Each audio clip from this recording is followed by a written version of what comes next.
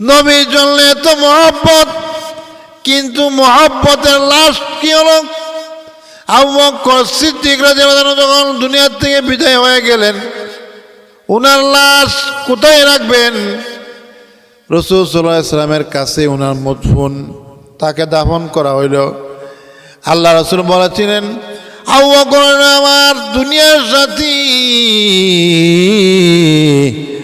আবু বকর আমার কবরের সাথী, হাসরের ময়দানে আবু বকর আমার কাছে থাকবে।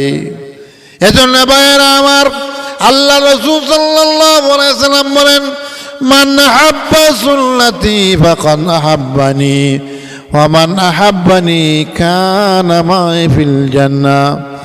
যারা আমার সুন্নতকে অনুসরণ করবে তারা আমি নবীরে অনুসরণ করবে, আর যারা আমি নবীকে অনুসরণ করবে কাল কিয়ামতের দিন হাতে ধরে ধরে জান্নাতে আমার সাথে ঢুকাইয়া দিব। এজন্য আমার ভাইয়েরা, নবীর আদর্শ তালাশ করতে হবে। নবীর নামে খালি শুধু লম্বা লম্বা দুরূদ ফুল হইতো না, মনে মনে জিকির করো না, দুরূদ শরীফ পড়ো, মনে মনে পড়ো, 3 থেকে 3000 বার 5000 বার দুরূদ শরীফ পড়ো, 2 বার 3 বার আল্লাহুম্মা সাল্লি আলা সাইয়্যিদিনা, লম্বা টান দিয়া 2-3 বার বইরা, ওই এই দেরে দেরে জিলাপি দে, এই চিন্নি বাটা দে, তাবারক বাটা দে, এর নাম নবীর আশিক? কখনো না। নবীর আশিক হইলে নবীর বিরুদ্ধে কথা বলে, নবীর বিরুদ্ধে নবীজিকে সন্ত্রাস বলে গালি দেয়, আর তোমরা হাতের মধ্যে মেহেন্দি লাগায় বই দাও, হাতে তেল দিয়ে বই দাও।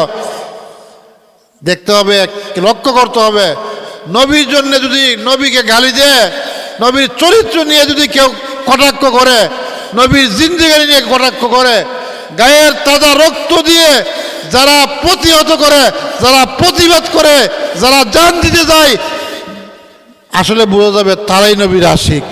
জিলাপি খাওয়াইলেই আশিক হয় না।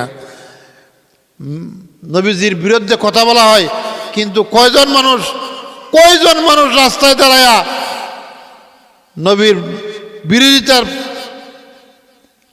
বিরোধিতা যারা করে তার সাথে যুদ্ধ করে মরে যাওয়ার জন্য কয়জন মানুষ রেডি আছে?